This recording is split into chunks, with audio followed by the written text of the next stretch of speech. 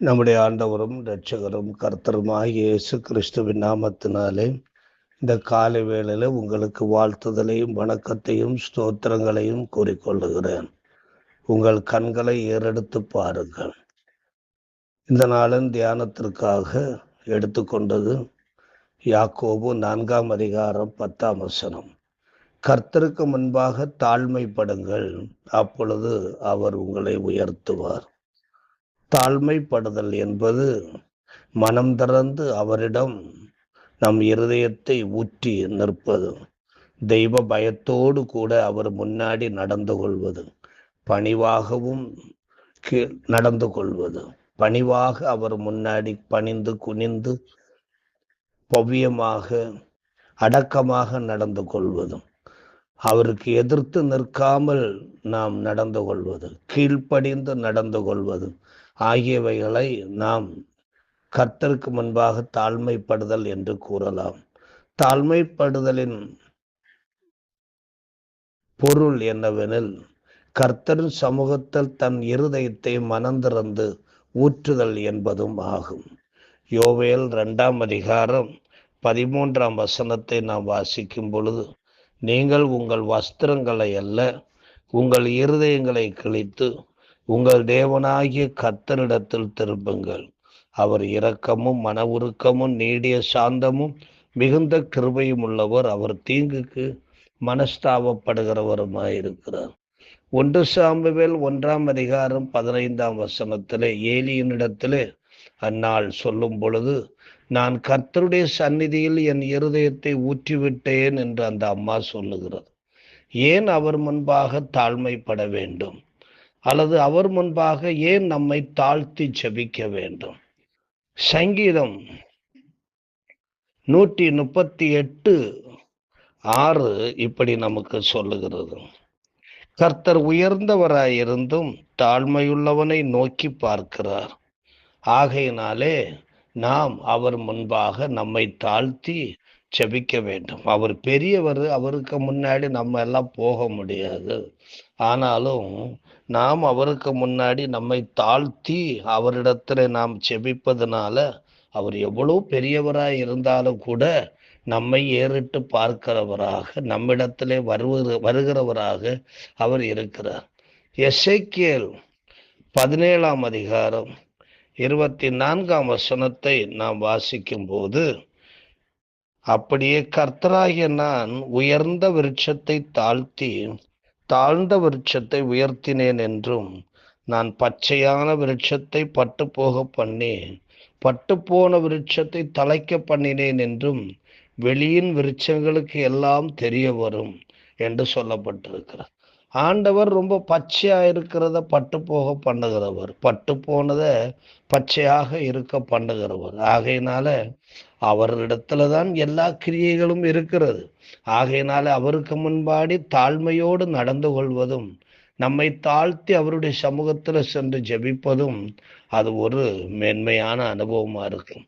நீதிமொழிகள் 22 அதிகாரம் 4 நாம் வாசிக்கும் பொழுது, தாழ்மைக்கும் கர்த்தருக்கு பயப்படுதலுக்கும் வரும் பலன் ஐஸ்வர்யமும் மகிமையும் ஜீவனுமாம் என்று சொல்லப்பட்டிருக்கிறது.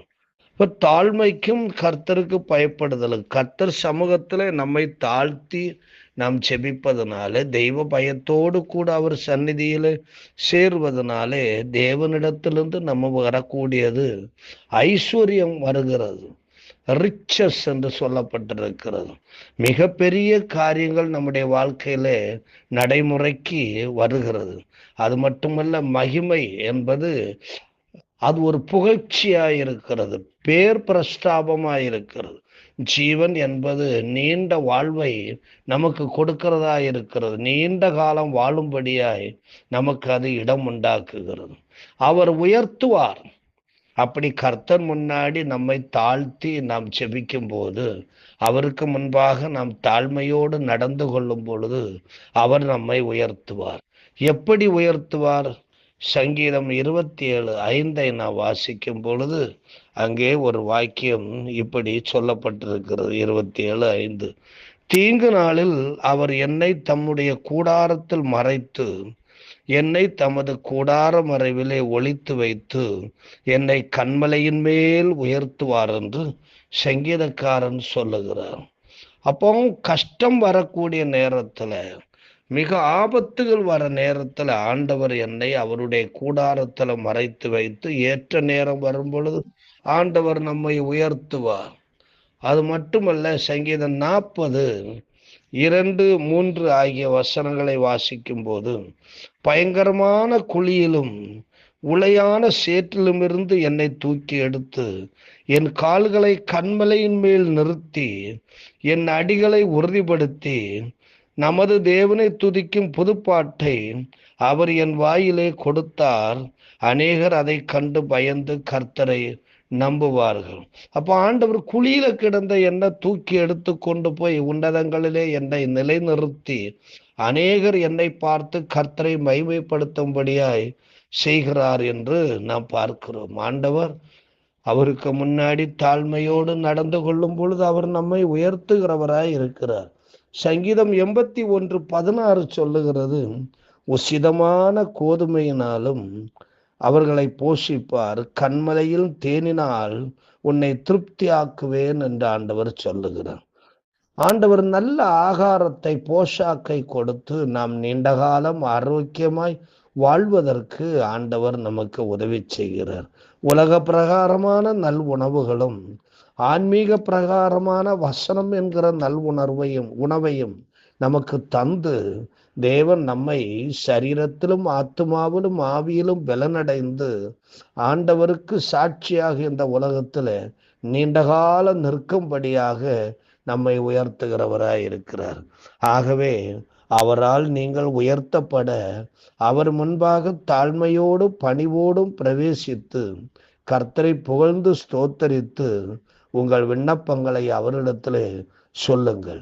கர்த்தருக்கு முன்பாக தாழ்மைப்படுங்கள், அப்பொழுது அவர் உங்களை உயர்த்துவார். அன்பு நிறைந்த ஆண்டவரே, இந்த கால வேளையில உம்மை ஸ்தோத்திரிக்கிறோம். நாங்கள் ஆண்டவரே ஸ்தோத்திர, எந்த சூழ்நிலையிலும் உமக்கு முன்பாக நாங்கள் ஆண்டவரே ஒழுக்கமாகவும் ஆண்டவரே செம்மையாகவும் தாழ்மையாகவும் கீழ்ப்படிதலோடும் தெய்வ பயத்தோடும் தெய்வ சிநேகத்தோடும் நடந்து கொள்ள எங்களுக்கு உதவி செய்யும். ஏனெனில் உம்முடைய கைக்குள் அடங்கி இருக்கிறவர்களை நீர் உயர்த்துவீர் என்று நாங்கள் பார்க்கிறோம். உம்முடைய அடைக்கலத்தை ஆண்டவரே, உம்முடைய ஆண்டவரே மறைவிடத்தை எங்களுடைய அடைக்கலமாக நாங்கள் கொள்ளும் பொழுது எங்களை நீர் உயர்த்துவீர் என்று நாங்கள் அறிகிறோம். ஆகையினாலே உம்மையே எங்களுடைய ஆண்டவர் எல்லாவற்றிற்கும் எல்லாமாய் கொண்டு வாழ எங்களுக்கு உதவி செய்யும். இயேசு கிறிஸ்துவின் மூலம் கேட்கிறோம் இரக்க நிறைந்த பரமபிதாவே, ஆமென். God bless you.